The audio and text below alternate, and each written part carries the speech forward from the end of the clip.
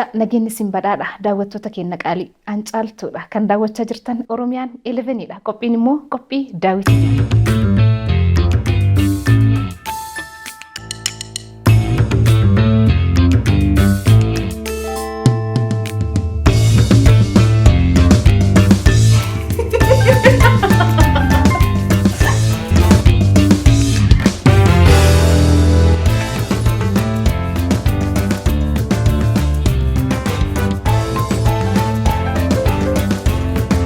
Yoyyaa nageenyi keessan badhaadha daawwattoota keenya qaalii ancaaltuudha kan daawwachaa jirtan Oromiyaa 11dha. Qophiin immoo qophii daawwitiiti.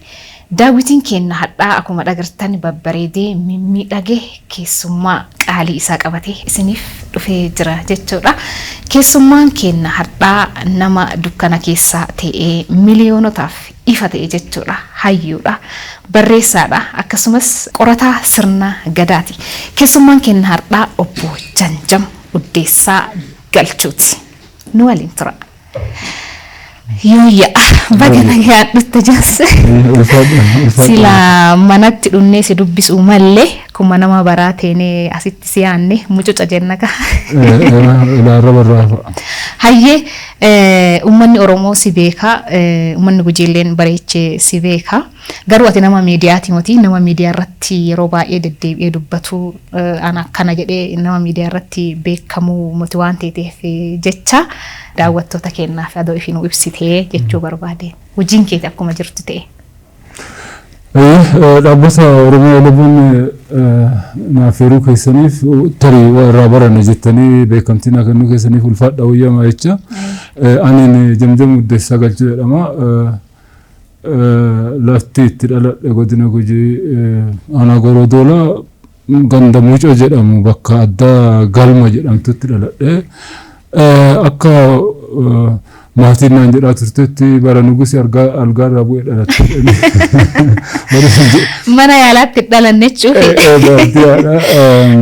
Bara sun bara nugusi algaarraa bu'ee 65 akka Itoophiyaa 1965 akkas naannoo sun dhaladhe jechuudha.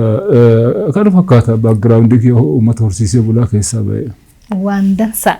Egaa ati nama horsiisee bulaati jechuun maatii horsiisee bulaa irraa dhalatte jechuudha. Beekama akkama dubbatte kanatti bara dheeraa duraa ka dhalatte. Gara ijoollummaa keetitti si deebisa jechuudha. Waggaa hedduu gara duubaa jechuuf yaadattaayyuu. Carraa barnootaa akkamitti argatte yeroo sanitti barumsi illee hin jiru akka ammaa kana addee cufamanii barumsaa hin jiru ture. Adoo jiraate illee yeroo santi immoo akkaataa maatiin nama mana barumsaa galchiisa diqqoo ulfaata waan ta'eef bu'aan barumsaa mi'aa isaatu hin beekamu. Ati carraa sana akkamiin argattee ijoollummaan kee maal fakkaata ture? Ani dhugaa dubbachuu yoo dhuguma dubbanne carraa barumsaa kan argadhe carraa dogonkoraati. Carraa dogonkoraa akkanni ta'e bakka lama sadiitti carraa dogonkoraa ta'uu isaa wanni ibsu jira. Tokkoffaa mani barumsaa wanni jedhamu hin jiru naannoo san. Akkuma san immoo ummati keessaan dhaladhe gosa Oromoo keessa ummata Gujiiti, gosa Gujiiti. Mataa jabaata ummati kun gizee hedduu mootummaa jiddu galeessaa kana waliin walitti bu'iinsa hedduu. Kanaaf carraa barnootaa dhabee dhorkamee ture jechuudha ummatichi. Man carraa mana barumsaa achi banamu hin jiru sababa saniin.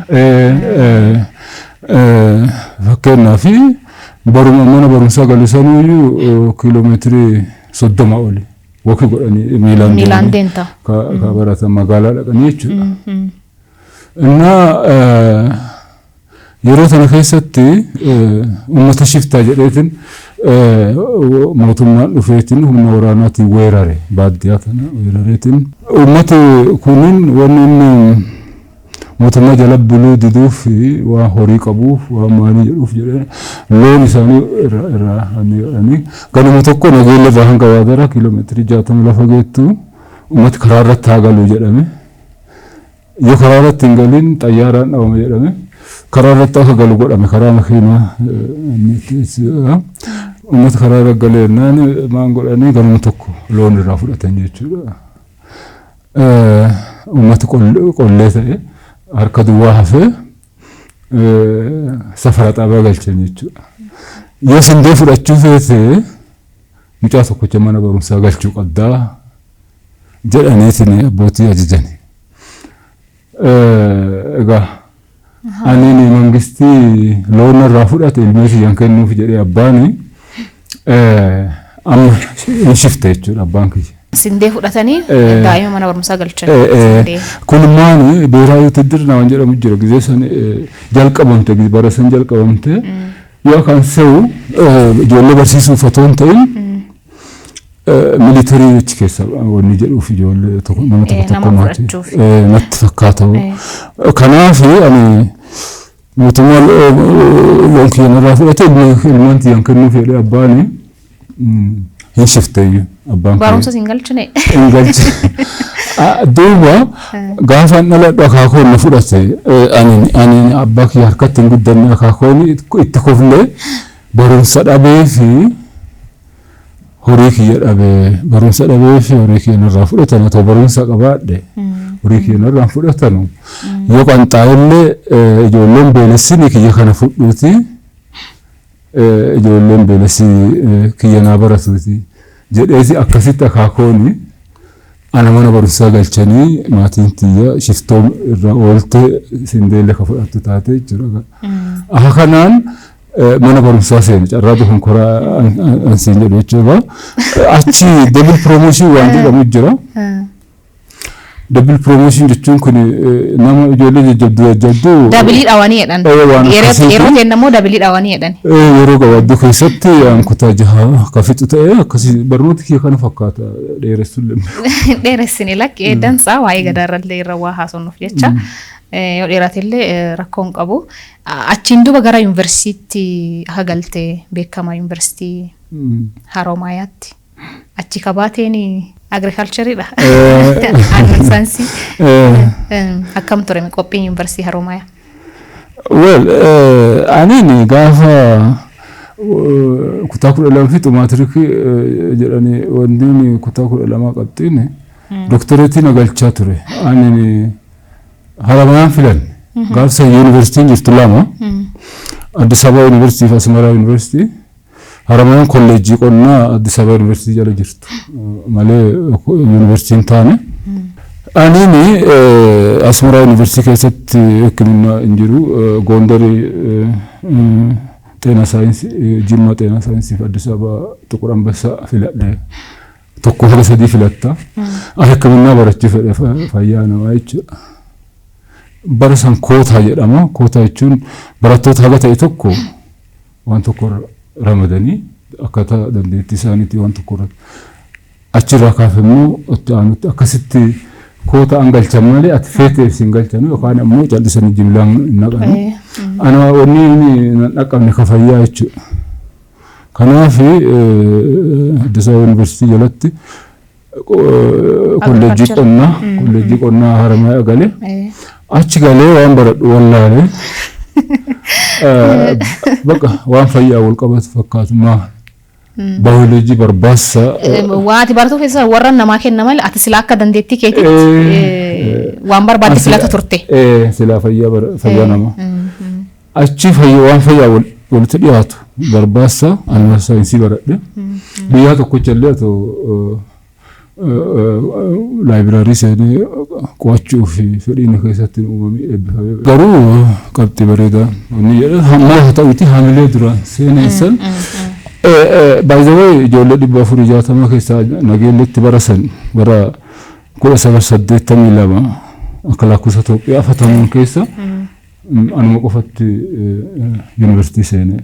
Barnootaan akka malee cimaa ati jechuun nama horsiisee bulaa ijoollee horsiisee bulaa ta'anii akkasitti barnootaan cimuun jechuun bakka wanni cufaayyuu ati quuqama biraalleef keessaa waan qadduu fi ta'uu mala akkasitti barnootaan cimuun dandeettii uumamaati moo yookaan immoo guyyaa keessaa dubbisanii waan argatan dhalootallee barbaachisaa waan ta'eef baay'ee cimaa waan ta'eef.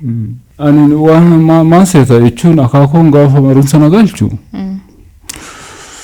Waan inni naan jedhe hedduu waan san keessa waan lamaan hin dagadhu. Tokkoffaa qanxoottullee timirtii asi galche keessaa baate asii gadiin du'e asiin oliin si arga. Yaa du'ellee. Dansaa kama malee dansaa. Qanxoottillee jechuun yommuu cittoo gujiin beekta cittoo akkana jibba. Nama magaalaa galiin cittaawa.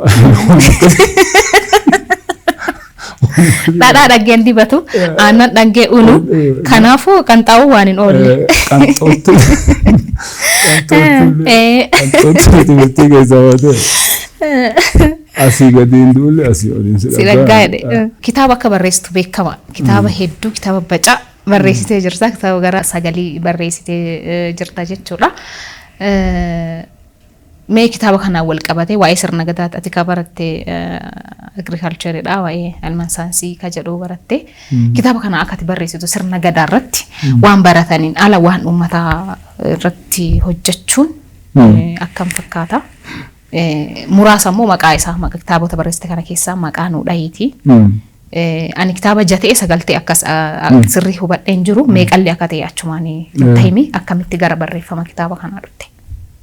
Well, gari fayyate tokkoffaa kitaabi an barreesse ka jalqabaa ifiin barreessine manuskriptii fi riisarchii isaan hangafa kiyya tokko jira ijoolluma gujiitti dhaddacha gololchaa jedhama. Riisarchii isatti hojjetee manuskriptii barreesse achumaan baayoloojikalii deeme addunyaa irraa boqote jechuudha. Akka tasaa boqotee onneen isaa manuskriptii san London turte achi gara kiyya deebisanii Profeesar Elfinaa jedhamu tokko jira Elfinaa Uddeessaa. Inni ergamee namooti biyya tana keessa jiran ammoo gara kiyya dabarsanii akka ediiti godhee baasu natti kenna. Waan san gizee barreessu qorannoo biraa godhaa ture. Especially Professor Balakko Gumia University Finfinnee department tokkotti gaafatamadha. Isallee walii maradha jennaan really hanqina guddaa agarre. Balama guddaa jira waan beektee sirna gadaatiin wal qabatee waan ta'uu malee kan ta'in jira because abbaan barreesseen beeku. Sirna gadaa abbaan isaa hin barreessine.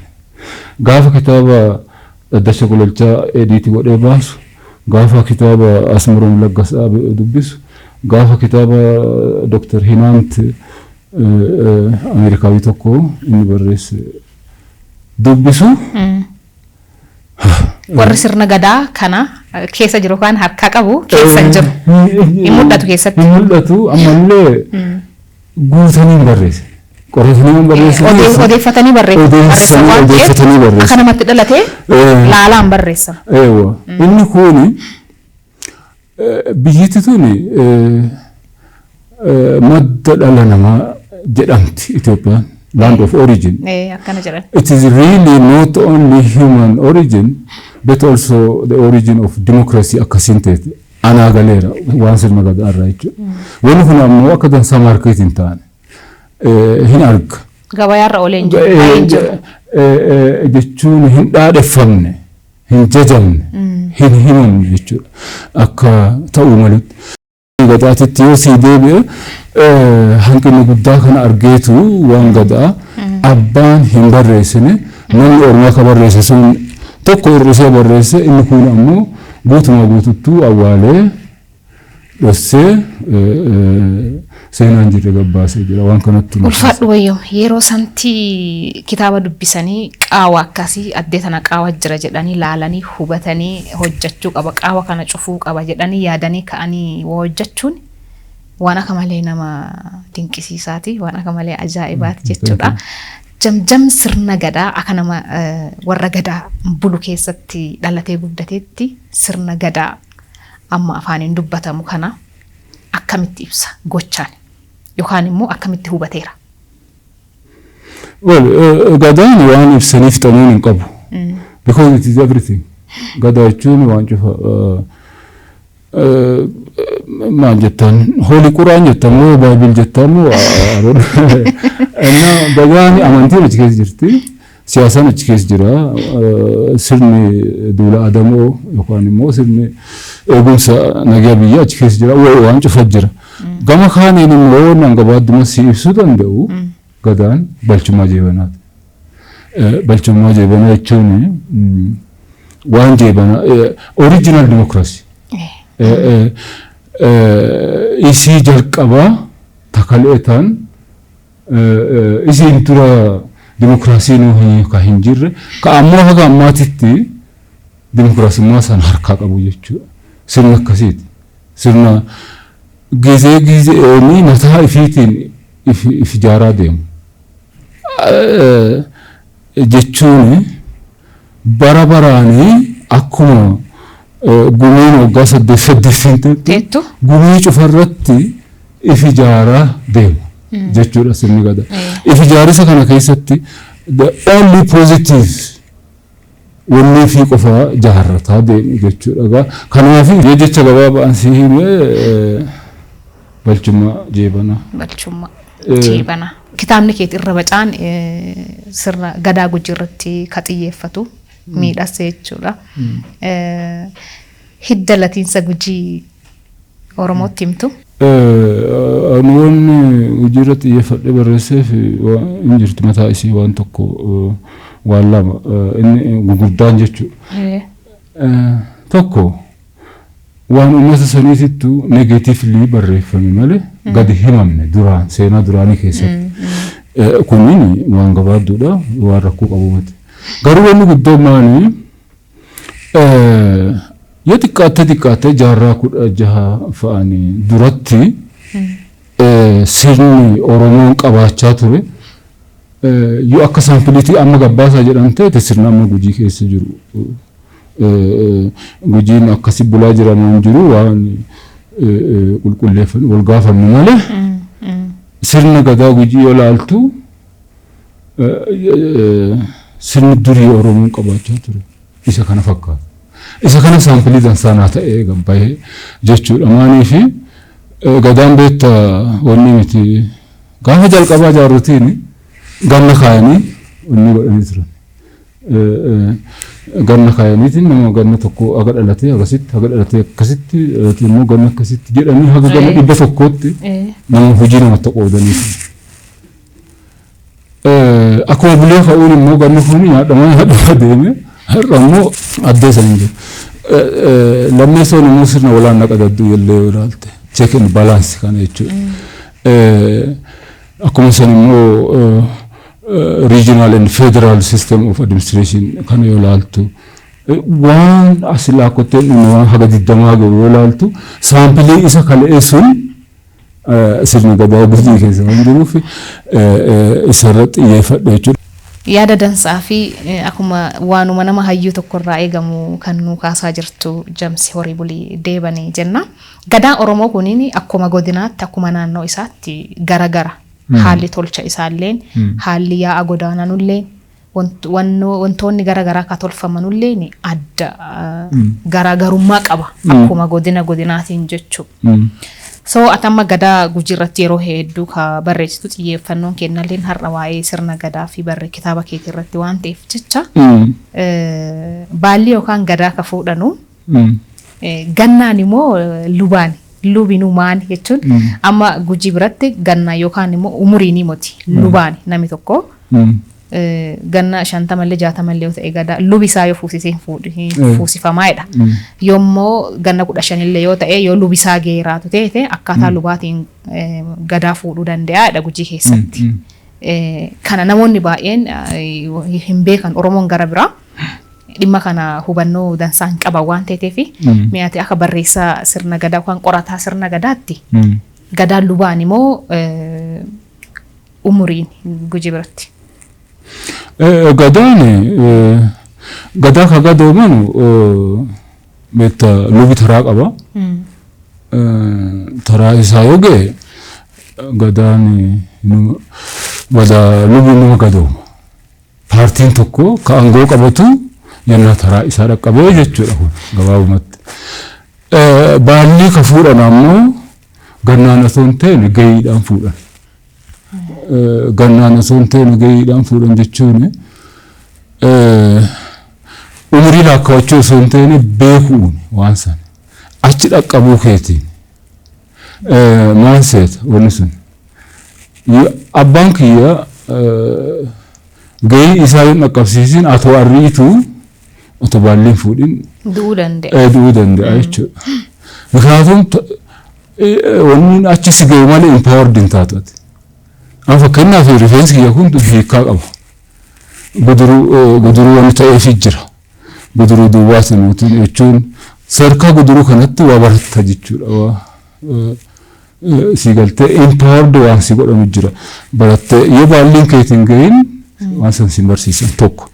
Namni soo gaafa durii Oromoon ganna godheef ganna jechuun umriidhaan namni tokko dhalatee haga 8titti dabballee achiin duuba qarree duubaa jedhaatiin haga gadaati haga baatuutitti deeman sun yennaa jalqabaa sirna gadaa bocanu wanni jalqabaate the first akka beekta constitutionii biyya tanaa jechuudha. Akka higa mangistii biyya tanaa al taqayyara. Isuun amma har'aatti dhaga'amu ittiin bulan osoo hin ta'in dhaga'amu namni tokko dhalatee haga ganna 8 akkasii ganna 16 akkasii ganna 20 honka kana eegaale beekta akkas otoo hin ta'in haga sanii as hoggame mi'aatti tilmaame namni tokko wanni isaa gaafa sanirra jalqabee jaarraa 14 jalqabeeti haga har'aatti yoo laakkotte waa meeqa jijjiiramee jira.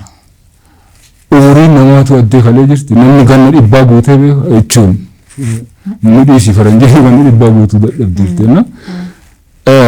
Wanni humaan gootee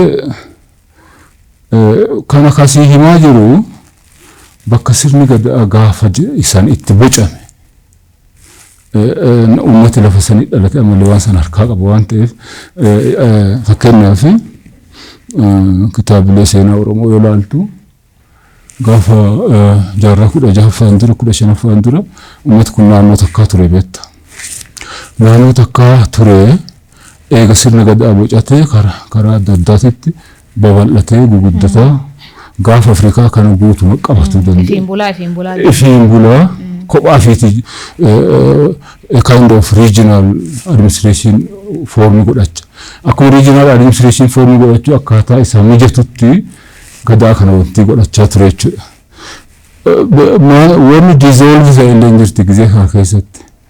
Wanni gosa haaraa absorb ta'e illee jirti. Kanaaf gosoota jidduutti garaagarummaan uumamee fakkaata malee wanni gadaa guddoo addaa fagoo hin qabdu. Duuba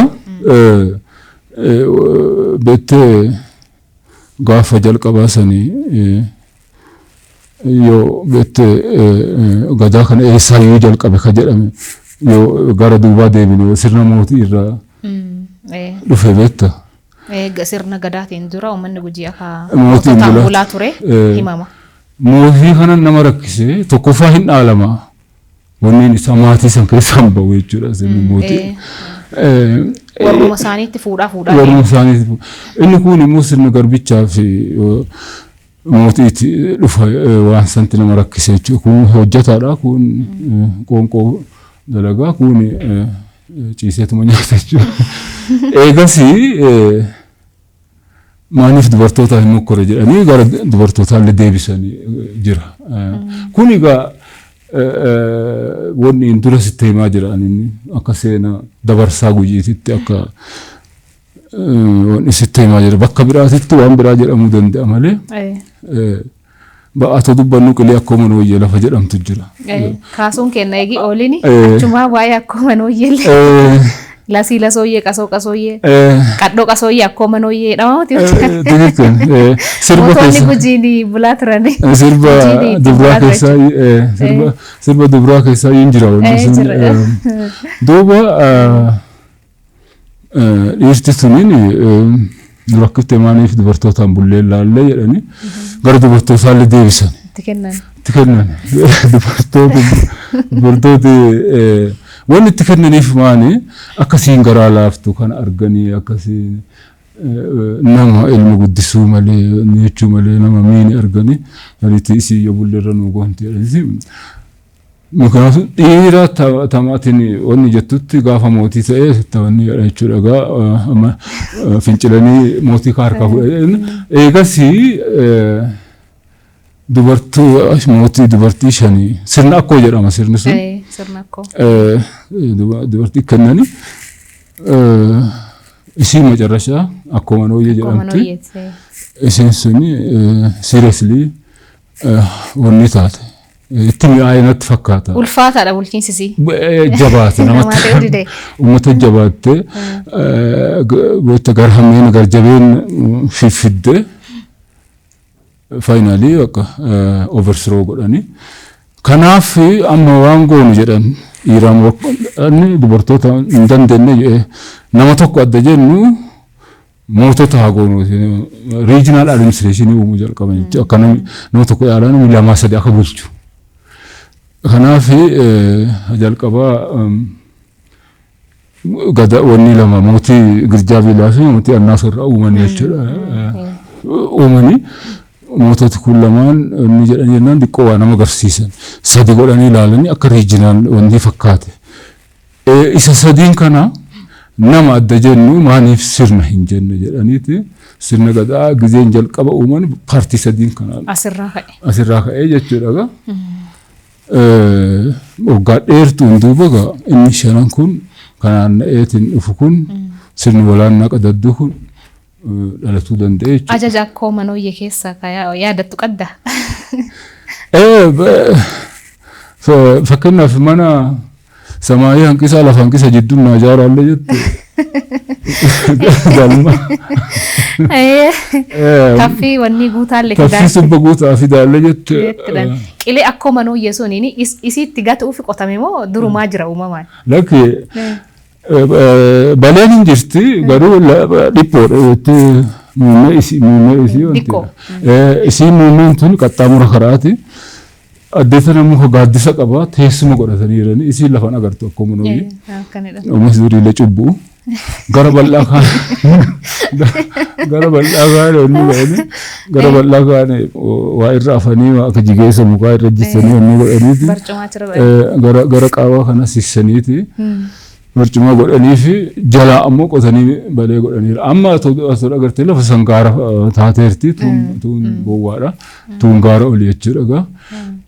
Isiin sissitti akkana wanni jechuu jaalatti atuma namaa mormitu achi dabartee jechuu harka namaatti jechaa jidda fincila akkasiitiin dhabamsiisan jechuudha. Kuni wanniidha miti. Oduu duriitii miti. Wanni kun dabarsaa. Waanuma jiru. Afoola jedhama. Hin barreeffamne malee wama ta'e. Akka kanammoo tariitii akka nuti amma nama kofalchiisuudhaaf goonu kanatti miti meetii kula sadiitti yaadamee waan godhame nuti amma ijoolleen taphachiisuuf ijoollee raffisuuf wanni kun haasawa malee maanii miti jedhama. No akkasii miti dabarsa. Waanuma lafa jiruuti. Waanuma jiraatu. Ulfaadhu wayyamii jiraadhu umurii dheeraa anuuf jiraadhu sin jenna kabajamtoota daawwattoota keenyaa barreessaa kitaabaa fi akkasumas qorataa sirna gadaa Janjam Uddeessaa Galchuu waliin jirra. Isin yuutuubii Oromiyaa 11 subscribe gochaa TV Oromiyaa 11 daawwachaa nu waliin tura sin jenna. Hayyee Jams sirna gadaa yuuniskootti akka galmaa'uu fi atiif abbaan gadaa duraanii agaateen xanoo rabbi lubbuu isaanii haa maaru. Gahee guddaa hojii gurguddaa akka taphattanii beekamaadha. Adeemsa sirni gadaa yuuniskootti akka galmaa'u sirni gadaa Oromoo akka yuuniskootti galmaa'u gootan keessatti maan akka fakkaatu daawwattoota keenya himime. Ulfa guddaa nagaafachuu keessi wanni kun waan akka malee ani ittiin boonu keessa isa tokko ammoo tanatti na argumu waan na boochisaa keessallee waan tokko jechuudha. Kan ittiin boonuu fi na boochisuuf ta'ullee sanitti dubbachuun ni mala. Wanni sun maal tokkoffaa rakkoon nuti argaa turre asin dhiyaattu sirna gadaa kana gara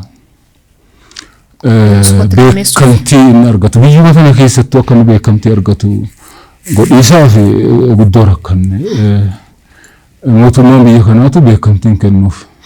Ministeera aadaa fi turizimii gaafa san لفجروا أسئلنا وافني نحن دبسودت وني ساتلها في كتاب سامبلي كنني في دبسودت بيرو روميان روميان إنه أفاني بافتني ونسان وينجران سنة قدا بيكسو في يالين آيل ما نبي كنتي كنو فينجرو هنجرو من بربادنا يالين ما في كنتي كنو سنة قدا يجون موتوما في براتي موتوما في بيكنتي كنو بيكو سنة كيزة تزايو منتاني akkasiis guyyaan nuti amma dubbii UNESCO bira dhaquu qabdee addunyaa irratti quba gurra iyyuu qabna jennee lafa kaane guyyaa kana jechuudha. That was like 2011 lakkoofsa biyya alaatiin 2011 irraa jalqabne hojii ta'an itti seenne jechuudha. Asii jalqabaa fi Ameerikaa dhaqiisaa fi biyya goonisan viizaan dhoggachuu qofaa miti hidhaansaaf illee itti ga'ii nama waliin deebisaaf ni jedhullee nu jalaa hidhanillee jira. Nuti qaxxitaa UNESCO bira dhaqiisaafuu karaa hin jiru. Dhaabbata tokko jira biyya alaa Oromoo Study Association jedhama. Isa kanatti waggaa waggaanii waan qorannoo uummata Oromoo irratti konferensii qaba. Isa kana irratti akka dansaa dibbeen dhaaname akka empowered ta'u dubbiin kun achi sanaaf waggaa waggaa achi deddeebi'aa turre jechuudha. Finally 2014 intalti takka UNESCO irraa atoo namni hin beekin dhuftee bokkoo dhuftee qorattee. Mee bokkoo? Mee bokkoo. Gaafa baalliin baatu dhuftee qorattee achi galte. Mootummaan Itoophiyaalleen haga ta'e tokko attentionii kennuu jalqaba. Finally nuti wanni itti UNESCO New Yorkitti jechuudha. Waggaa sadaffaa gisee deebinu New Yorkitti kitaabichaa fi iyyannoo waliin UNESCO galchine. Achiin dura nuti. Eenyu fateetanii achi galchitan UNESCOtti yeroo galchitan? Yeroo jalqabaa abbootii gadaa lama abbaa qabeenyaa tokko jaarsa biyyaa tokko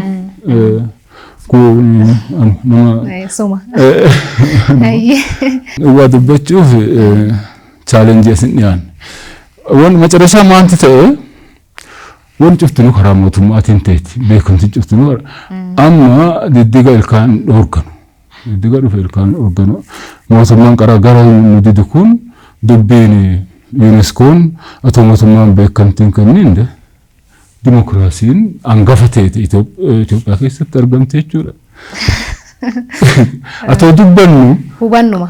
Atoo dubbannu qabeenya UNESCOon Itoophiyaaf galmeesse keessa ka inni biyya tana dhufee ilafiitti ilaalee ulfinna kennee fi biyya irratti galmeesse gadaa qofa jechuun UNESCO qaamni sun tiimiin sun jechuudha. Intala duraan dhufte riisarcherii sanii miti. Tiimiin maayyii dhufee sinna akkanaatu hin jira jennee ajaa'iba nutti ta'e kan jedhu sun jechuudha. Asitti dhufee jechuudha. Waan ijoollee Oromoo biiroo aadaa fi turizimii keessa hojjettu akka malee hojjette gisee sanii dokumentii amansiisaa ta'e qindeessitee UNESCOodhaaf galchuuf faayinaalii mootummaa hin rakkanne jechuudha. Gisee qaraa garuu fedhaayyuu hin qabu akka mormuu isaatiif sochoonni tokkotti hin fudhatame. Hayyee galatoomii ulfaadhu ayyamii daawwattoota keenya barreessaa kitaabaa fi qorataa sirna gadaa Janja Muddeessaa Galchuu waliin haasawaa kaa godhaa jiru jechaadha. Eessaayyuu deeminaa daawwitiin keenya bareedee ho'uu isin bira akka ga'aa jiru abdii qabna nu waliin tura. Oromoon sirna gadaatiin bulaa jira jettee yaadda ammaan tana. Jechuun sirni gadaa baay'ee dhaadheeffamaa UNESCOolletti galmaa'ee jira. Namni cufa gurra keessaa qaba. Mana barumsaallee irratti barattoonni itti barataa jiranii Nami ka ol ka'eef gattee cufa gadaa sirna gadaa jedhee dubbata. Garuu ittiin bulaa jirra hojiirra oolchaa jirra janjama akkamiidha. Duraan gahee dubbadhu waan tokko siin jedhee ture. Waan na boonsullee hin jira waan na boochisullee hin jira siin jedhee amma sadarkaa na boochisurra jira maal seeta. Gaafa durii sirni gadaa beekamtii hin qabne uummati keenya huccuu uffatu tanarraa jalqabee ruufa maratu faachoo tiitteen dhookatu tana kophee keetutti harka fiitiin dalagatee waan tokkollee otoo hin barbaanne harka fiitiin hojjetee sirna kanallee nama dhoffatee if bulchaa ture. Waan bifa qulqulluu ta'een jechuudha. Amma immoo yennaa sirni gadaa beekamtii argate tanatti maanti ta'u jira. Jechuun fakkeessuun lafa qabate. Fakkeessuu jechuun atoon beekin injiraamti politikaan immoo yaa'u politikaa tantaanyi nama beektaa atoo siyaasaa hin galuuf siyaasa ibsuuf yaalu teete wanni gadaa natti jechuudha. Even abbootiin gadaa keenyaayyuu ilaarra barraa waaqni hamburu abbootiin gadaa keenyaa hagam takka sirna gadaa isa jeebanticha isaan isa kaleessan hagam takka beekanii baallee fuudhani. Wanni jedhu gizee yaadu nama yaaddessiti. Marroo lamaan amma dabarte ta gudii keessatti baallee walirraa fuudhan tana keessatti waan ani arge akka dorgommii siyaasaa tokko dorgommii siyaasaa baraa jechuudha. Taatee mul'atu dubbiin namni sirna keessa dabree wanni ta'u jiru qaba. Ani bakka biraa waan isi dubbachuullee hin barbaadu jechuun waan beeku dubbachuu fedha. Waan godhuu qabu adoo fuudhin dura waan godhamu jiru. Waan godhamu korma qaluu waan gara garaatti jira. Waan guutamu jiru adoo achiin gahin waan baca achi dura ta'uu qaba. Mee fakkeenyaaf hagana galchu malee akkam barbaada buqqisu namni. Aangoo namni itti kenne qofa miti aangoo waaqni itti kenne jira. Qoonqoo namaa san keessaan ta'e eega kolbaan si filatte waaqillee si filata. Gadaa akkasii amana. Eega uummati fixamanii si filate waaqillee eebba sirra buusa. Barbuda ka waaqaa san isaa kennitu malee kanama fudhachuun ta'u jechuun namni haganan galchin hagana galchiisa jechuun waan san jechuudha. Jechuun galata waaqa galchite achiin duubatti aangoo kennita jechuudha. Maal jechuu fedha seetaa? Atoo hin beekini inni kun maanti ta'u jira natti fakkaate. Waan kana isinitti na caalaa beekaa. Ani hin beeku sirni gadaa hin haaromfamu sirni gadaa. Si caalaan beennu. Si caalaan beennu. Waan jedheef beektaa sirni gadaa akkam ta'e hin haaromfamu sirni gadaa if ijaaraa deema malee bakka jirurraa if ijaaraa deema malee riivoluushinii keessatti geggeeffamuu qabu. Jechuun bifa haaraan bociis hin toluyyuu namatti hin tolu. Eessaa jalqabda fakkeenyaaf sirni baadiyyaatiif lubaan ijaarame malee sirni firaa gosaa ijaarame malee akkamiin gadaa ijaaruu dandeetta jechuun lafumaa ka'ee namni tokko nama abbaa naa ta'uu fi aniin namni lubaa abbaa naa ta'uu fi aniin walqixxee baalli tokkorra taa'uu hin dandeenyu rakkisaadha. Amma nama ilma sii ta'uu fi ganni si dabree bakka adeemu kan jechuun yookaan immoo ganni si gani ta'e jechuun abbaa fi ilma waan akkasiitti ta'u jira jechuun inni kun waan na gaddisiisu maali reeli maqaan beekamu ilmaan jechuun dhaloota naan duuba sirna gadaa bifa manaa godhaa gizee waan kana jedhu gadaa maqaan beekamu dalagaan hin beeku. Atoo dalagaan barsiisanii hoo jechuun keessattuu biiroon aadaa fi turizimii Oromiyaa akkuma isaan biiroon barnoota sirna gadaa dalagaa isaatiin piraaktisii isaatiin dhaloota barsiisuu irratti atoo xiyyeeffatanii silaawwan kun waggaa xiqqaattee waggaa 10 duubatti beektaa wanti adeemti. Amma wanti mul'atu maali haga nuti beenu caalaa haga faranjooti beektu caala sirna gadaa jechuudha. Faranjoota nu caalaa beekaa jechuudha. Qoratanii barreessanii qoratanii jiru. Nuti baay'ee qorannee jirru jechuudha. Xiqqoo garina jedha. Yaada ciccimaa fi yaada gugurdaa akka malee nama barsiisu kan nu kaasaa turte. Xiyyeeffannoon kenna waa'ee kitaaba keetiitiif sirna gadaa irratti qorataa turtan irratti kan haasawaa jiru jechuu irra caala. Sirni gadaa eegii nu fayyada jenne akka Oromootti adoo ittiin bullee waa keessa arganna walii gallaa tokko teenaa wal jaalanna eega jenne sirna kana ittiin buluu maanti nu dhooge ittiin bulaan jirru waan ta'eef maanti ittiin buluu nu dhooge jettati. Wanni kun wanni mataa fi qaba. Tokkoffaan akkuma jaarsi Oromiyaa gaafa kan nuun jedhe san sirni gadaa mootummaan jiddu galeessa immoo hin jira ka secular government hin jiru jechuudha. Beektaa wal birdheeffachaa deemuu jalqabutti sirna gadaa wanni godhe malee wal dubbisaa yoo deeman walii beekaa yoo deeman qoodi gadaan jira kas danda'e qoodi mootummaa secular ta'e mootummaa jiddu galeessaa immoo jira mootummaa jiddu galeessaa gisee jedhu mootummaa sirnaan biyya bulchu kana jechuudha. Amma walii beekuu fi walii beekuu dhabiisaa fi hojii walii keessa galuutti dubbii balleessu jira. Angoo gadaatii fi angoon kun garaagarummaa qaba. Clearly addaan jira. Yoo wal gargaare malee bakki inni wal mormuun silaa hin jiru. Wanni ijoolleen amma dhalooti naan duubaa kun atoo silaa akka dansaa akka isaan sirna kana baratan atoo godhame guyyaa boruu addeefitti deebitee karoorfamuu hin dandeenye. Seencharii tokko guutuu uummata ifi dhabee ture waggaa 100 dhiyaatu tokko harka bacancareessaa turanii amma immoo gizee uummata ifi dhaggatanatti ifiin ifi bulchuu eegalee afaan ifiitiin dubbachuu afaan ifiitiin barreessuu eegalee sanatti immoo daransuu gara boolla sirni gadaa gizee nama yaaddessaa beekta.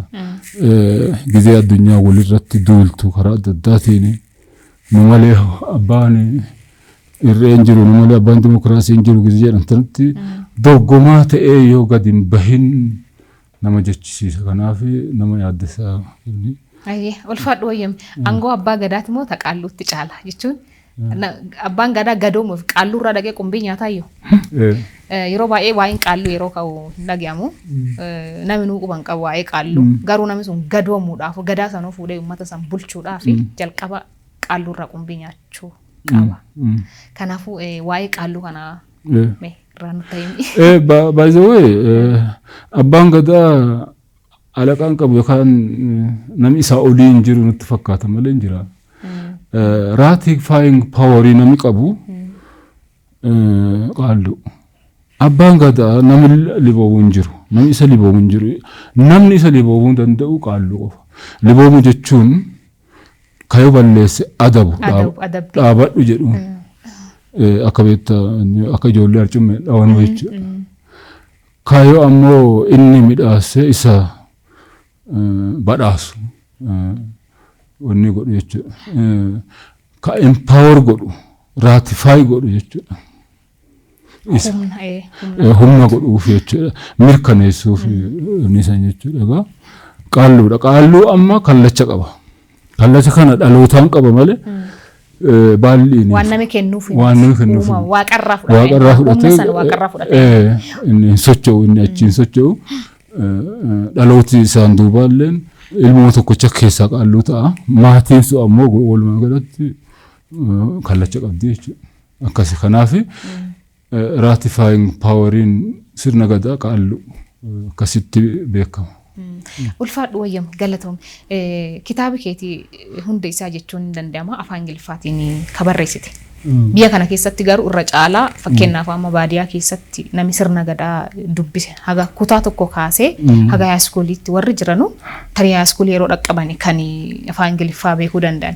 Dhaloonni gara gadii jiru kitaaba kana hubatuu dhabuu danda'a sirni gadaa maan akka fakkaatu afaan Ingiliffaatiin barreessite waan ta'eef gara afaan Oromootti jijjiirrisaaf yaalii godhaan jirtu moo jalqabumaa maaf afaan Ingiliffaatiin akka ta'u maaf filattan? Gabaabumatti kun gaafa duraasani waan lamaaf afaan faranjiitiin barraa tokko seenaa uummata kanaatitti dabee barreeffame uummata ormaatiin uummata Oromoon ta'iniin warra afaan kanan beenne jechuudha. Kanaaf sirna gadaa nutiin beenna kenna yoo afaan Oromootiin barreessine nu qofaaf ta'a. Kaaniif ibsuun immoo hojii lamaaf natti ta'a jechuudha. Kanaaf kitaabi duraa sun nuuf hin barreeffamne dhaloota uummata an keessa dhaladheef hin barreeffamne jechuudha.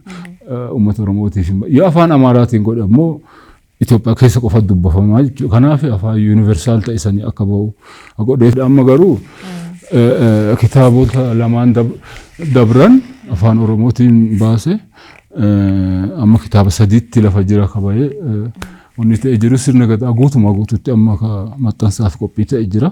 Afaan Oromootiin? Afaan Oromootiin jechuudha. Dhaloota naan duubaa kun amma dhugaa dubbachuuf carraa waan beeku kan akka dansaa hubatu hin beeka beekta sirna gadaa namni hin beekne hin jiru. Hin beekan. Garuu akka dansaa hubatiisaaf afaan keetiin dubbisuu. Kanaaf dhalooti kun afaan Oromootiin itti dubbisee irra comfortable ta'a waan ta'eef inshaallah hin milkaa jennee abdannaa horii bulii deebanii ulfaadhu gaafiin kenna akkuma itti fufetti jira jechuu addaan kunne hin jirru xiqqoo gaafii adda wayii si gaafadha ati yeroo baay'ee akkuma beekamu Oromoon biraalleen akka malee kas beekan sirna gadaa Gujii irratti akka malee hojjatta jechuudha baay'ee uummata kana jaalatta walumaa galatti uummata Oromoo jechuudha. Gadaani Gujii kunii fi jechuun kan godinaalee gara biraa kitaabilee adda addaa ka asmoromillee barreeffame dubbichee jedhee amana dubbisaa waan ta'eef jecha wanni qaba garaagarummaa qaba adda addummaa isaa yoo garaagarummaa qabaate immoo akkaataa tokko godhamu irratti yaaddee beekta. Sirni gadaa garaagarummaa akkuma gosa gosaatiin qaba slight difference garaagarummaan kun waan lamaaf uumame. Tokkoffaa haga uummati gosti Oromoo kun haga babal'atanii addaan wanni jedhanii turanii jiran. Fakkeenyaaf gosa Wallaggaa yookaan immoo Maccaa Tuulamaa kana yoo ilaaltu ji'oogiraafikaalii bakka isaan jiran tana ilaali. Sabbogoona bakka isaan jiran ilaali. Akkuma san immoo Ituu Humbannaa akkuma isaan Kontoma Daarimoo bakka isaan jiran innaa ilaaltu ji'oogiraafikaalii gaafa Afrikaa kanarra babal'ata. Akkuma naannoo saniitiin sirni gadaa wanni ta'aa deema moodifaa ta'aa deema yookaan guddataa deema waan ta'eef sababa kanaan garaagarummaa uumameera. Inni kun whenever you get far away from origin a kind of blurring uumama gizee cufaa. Fakkeenyaaf look at the English of American British English fi American English jidduu ennaa laaltu English kaan afaan abbaan lafa dhalootaa waan ta'eef reach of vocabularies agartee jechuudha achi keessatti jechuun jechoota rakkuun qabu adda fedhee waa ibsaa bareedina kana ennaa ibsuu fedhee Hosee Bade fajedha dansaa hantuu fajedha waan kuullee waan faaya baay'ee waa ibsa jechuudha. Bareedduun maqaa hedduu. Bareedduu isi Hosee Bade jedhanii bareedduu. Bareedduu eessa? Eessa kun ammoo reach akkana reach of vocabulary ta'u jechuudha. Land of wanni gaaf na amma fakkeenyaaf sirna Oromoo kibbaa kana yoo ilaaltu naannoo Baalee Gujii Booranaa jidduu tana naannoo betta sirni gadaa kun itti bocame jalqaba. Uummata naannoo kana jiraatu jechooti isaaniillee reach of vocabulary baay'eedha. Akka malee jechaan jechuma tokkotti kudhan diddama qaba. Akkas akkuma isaanii sirna gadaallee aadaa isaaniillee waanillee onni gabbataatu adduma fiira waan jiruuf jechuudha. Garaagarummaa wanni uume hin jijjiirti malee garaagarummaa qabaachuu wanni miti. Isa kana immoo tokko godhuuf yaaluun agas mara wanni miti. Cuftinuu bakka ifii jiru santi sirriidha. Akka kiyyatti. Kanaaf a kind of wanni linkage uumuudha. Sentarii qabaachuudha. Bakka irratti walii galan yookaan immoo bakka irratti gumii teessisan yookaan ammoo bakka irratti Oromoon cuftinuu gaaddisa qabaattu. Center of cohesionii wayii uumuudha malee garaagarummaa kana fooyyessina jedhanii babal'isuun gaariin taatu. Mikiraatuu bakka fi jiru santi sirriidha waan ta'eef.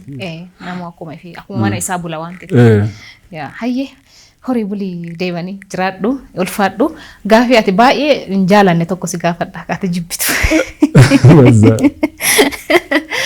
Gaaficha jechuudha namni if dhaadheessu tokko namni if jaalatu tokko jechuun namni eenyummaa isaa sirriitti ibsu tokko Oromoo teenya sana jidduu ati amma nama lafa bulee jirullee nama waa hedduu dhaggeerullee ta'e waan ta'eef jecha Oromoo yeroo baay'ee nama if jaalatu nama if dhaadheessu tokko akka yookaan gosummaa yookaan gandummaa waan akkasii sayyadan gandummaa fi garaagarummaa gandummaa fi eenyummaa jidduu jiru afaan jaanjamiitiin akkamitti ibsamu. Akka lamaan si ibsa tokko maqaan kiyya malee maqaan kiyyaan abbaan kiyya owwaatu maqaa kiyya ilmi kiyya owwaatu maqaa kiyya yoo himadhe abbaa kiyya mormanne beekta. Ammoo jamjam uddeessaa galchuuti okay. Jamjam yoo jedha abbaan kiyya uddeessaan owwaatu. Ilmi kiyya immoo namaan jechuun namni tokko waan ifii himachuu jechuun nama biraa jibbe yookaan immoo nama biraa wanni qabe jechuu miti tokko kanaan si ibsuu fedha. Yoo ammoo isiin badduu ta'e gizee attamiiti at the expense of defaming the other kabira abet gadi qabiisaan yookaan immoo dhossiisan yookaan hamilee cabsiisan kan ifii dhaadhessuu fi wanni godhutti carraa argamirratti fayyadamanii tokko busheeshanii tokko jajuun wanni badduu waansani yoo gara wanni itti fudhanne yoo gara gosaatti itti fudhanne anammoo wanni argee jiru maani sheemii akkasiisanti mataa keessattuu sammuu gita bittoota duraaniitiin Oromoo keessatti uumame yaalame garuu bara durii san caalaa immoo foolee baddu jira ammaan tana jechuun isii maanti uumase ta'an kan dorgommii amma addunyaan keessa seente kanattu fiigicha kana fide malee fooleen taane akkasii uumantu because at the expense of defaming the other jechuun ka dhibii gadi qabiisaan yookaan immoo ka dhibii busheessuun mi'eessuun waan barsiise mataa keessa nukaanii dabran waan beektaa giti bittaan barsiise inni immoo turee amma wanni battuu uwwisa jiraatu fakkaata. Waan Oromoo madaalle. Waan Oromoo madaalle ta'u jira because wanni cuftinuu beekta wanni hin taatu simple example isii fida. Itoophiyaan faranjiin koloneeffattee hin beektuu jedhanii nuti. Garuu mentally namni akka Itoophiyaa faranjiif garboomuu hin jiru. Because yoo biyya alaa deemne malee waan durooman nutti hin fakkaatu yoo biyya san immoo wanti namni jedhamaa jechuudha akka isaan nu caalan mirkaneessanii jiru. Hayyee akka dansaa deemaa jirra gaaffii fi deebiin keenya akkasitti tolellee abdii qabaa James. Gujiini waaqii biyyee girjaarraa nu dadeedha. Maan jechuu? Wali akka tokkoffaa duruu beekta wanni kitaabilee amantii keessatti akka waaqii biyyeerraa nama dade. Himama. Addee cufa jiran. Garuu gujiini atoo kitaabi sun bira hin gahin atoo nabiyyoota ittiin dhufini gujiin maan jedha waaqi biyyeerra nama dadee biyyee girjarraa loobee. Why not? Why not? Maaliif siin jedha seeta? Luusiin kun eegamu kana miti isiin wanni isii argamu. Luusiin Affaar keessa? Affaar keessa Affaar immoo sanyii kushiiti. Gaafa duriisan isaan kun addunyaa takka fayyadaman lattis yoo girja taate maal beela jechuudha. Adoolaa ta'e jechuudha. Gaafa duriisan jechuudha. Maaliif beta lafaa fuudheen jenneen waan kana waan jedheef qaba. Ishii eessaa dhufte unuun. Ati dabarsaallee ta'uu dhabaattee oduu duriillee ta'eeti. Immoo afoola why not kitaabattuu jedhaadha. Kun immoo waaqi namaa muti waaqi lamaa muti gurraacha garaa garbaa tokkocha maqaa bennaa daadimatu beektu. Exactly Quraan illee akkasuma jira. Kana malee illee waan hedduu waan baay'ee jira. Saatii kenna wal qabatan kenna waan ta'eef gara dhumaatti fidaa jirra jechuudha. Dhaabbata duubaaf jedhamu anilleen akka dhuunfaatti ka beeku. Sagaltamoota keessa kutaalee Itoophiyaa kana keessa deemee kan nama gargaaru NGO wayii dhaaddanii turtanii ka'umsi maqaa isaanii maani dhaabbanni sun maalirra jira? Fuula duraaf immoo maal hojjechuu hedaa kaayoo hundaa'eef san galmaangee jira jennee si gaafannaa walta qabbee nu deebicha. Duubaaf yes waggaa 25 jira gaa ni ta'ee biiroon ta'een asuma telegaraajii kana fuula dura amma akka duriin jiru horiin qabu garuu hojii keessuma jira. Hojjetaa jira. Dur mana barumsaaf shamarran ijoollee duraa barsiisuuf. Duubaaf wanni jedhameef wanni isaa sadii hiikaan isaa development by unity and brotherly action for the futures jedha. Futures kun dhaloota duubaa jechuudha. Inni kun duubaaf jechuun hegariif boruuf jechuu. Inni kun illee dhaloota duubaaf jechuu. Inni guddaan garuu jechuun inni jalqaba nuti gooneef ijoollee lamaan naan dura Gujii keessa nama lama barate. Daddacha gololchaa kasila siin jedhu sani kun duuba gololchaati ijoollee haadha tokkooti jechuudha. Ijoolleen waggaa tokko keessatti isaan lachuu gizee tokko du'an. Tokkichi miseensa abaa'oo ture bara sana. Nama abaa'oo keessatti du'e ati asitti maqaa isaatiin yaadannoo barreessuuf hin dandeettu. Rakkisaa ture. Maannaa kana biyya keessatti du'e. Kun achi du'e akkuma waan rifaatuu saniin fakkaata kun illee achi du'e. Mixaa'ila ciran taane nuti. Mixaa'ila ciran jechuun waan nu dura jiru hin agarru jechuudha tokkollee. Nama ifiin duratti arginu dhabne jechuudha. Kanaaf yaadannoo sanii duuba gololcha faawundeeshin jennee jalqabnee faawundeeshin ijaaruu hin dandeettan nuun jedhani maanti nu dhoogga jennee as dhufne Addis Ababaa dhufne.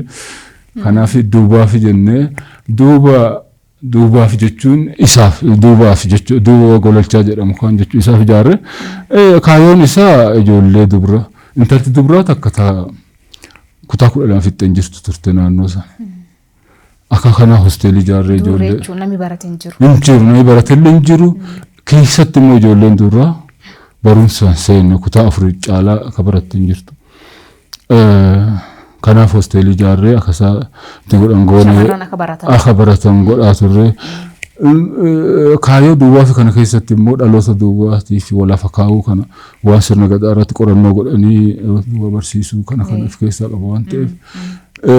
Walumaa galatti naannoo Gambeellaa, Baalee, Harargee, Sidaama keessatti illee, Boorana keessatti illee, Gujii keessatti illee Southern half of Ethiopia keessatti hojjechaa turre. Haga ammaa hojii jirra. Jabaadhu waanuma jiru.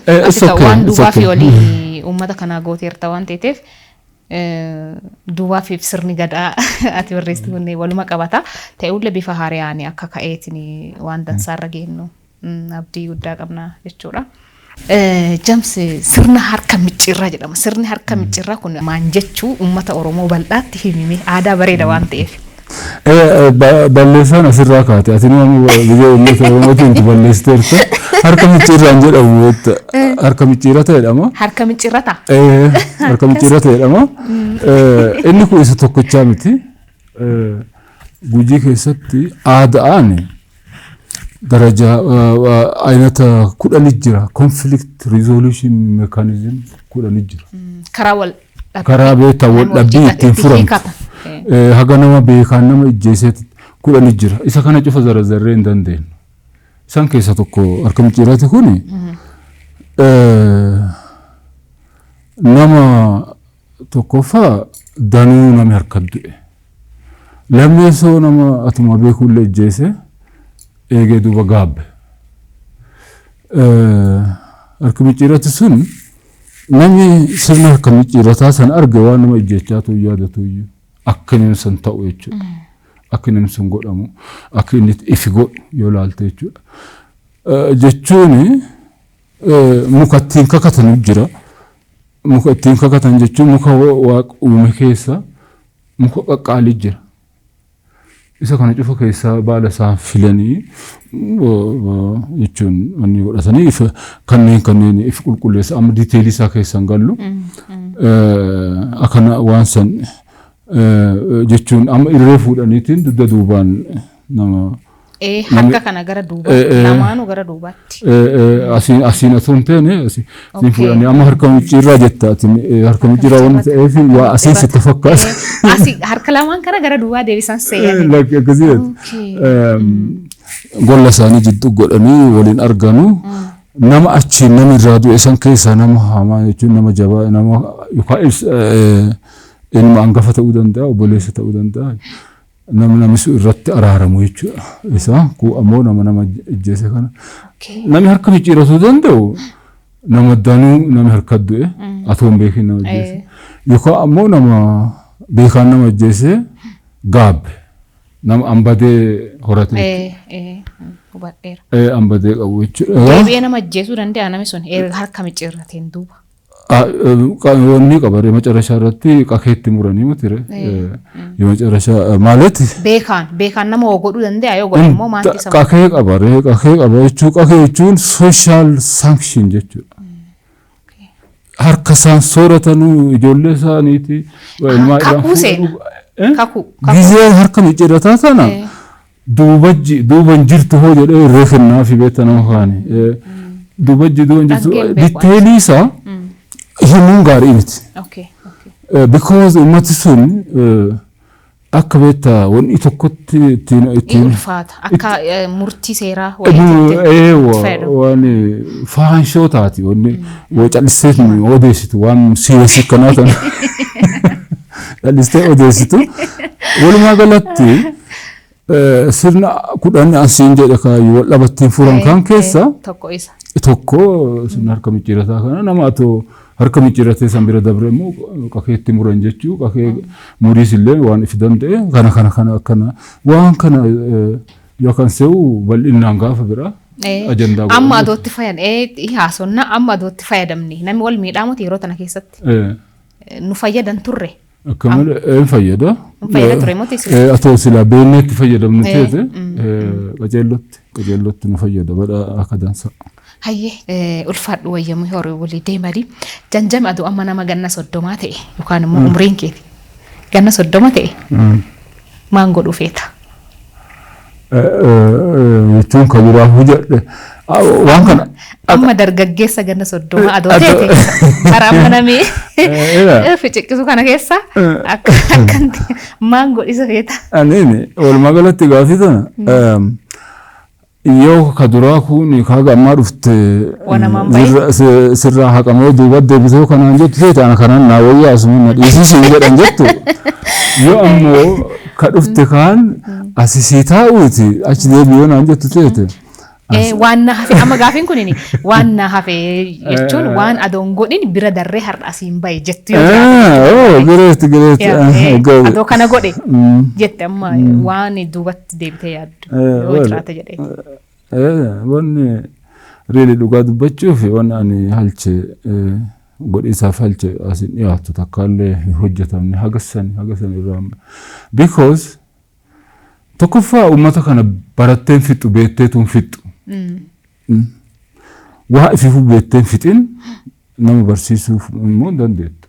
Uummata kana seenaa isaa kabifan taaneen duraan barreeffame san sirreessuuf jecha warri achiin duuba barreessalleen cabana dhibii fide daba dhibii fide waan kana cufa namaan bula dura buletti nama sirreessa dhalooti ku akka silaa inni wal qabatu barbaada guyyuma tokko afaan tokkochaan waan takkatti dubbate waan waliin dubbate san irra walii galee isaa hojjetu atoo dhaggee du'e an silaa waan san fedha awwaa barsiisee dhaloota kana waatti garsiisee namaan dura bule awwaan kan hojjedhe asiin bahe tana ammoo umuriin gabaaba waan kana hojjedha amaanaa jedhee ni beekte waan san irratti immoo afaan tokkocha dubbisee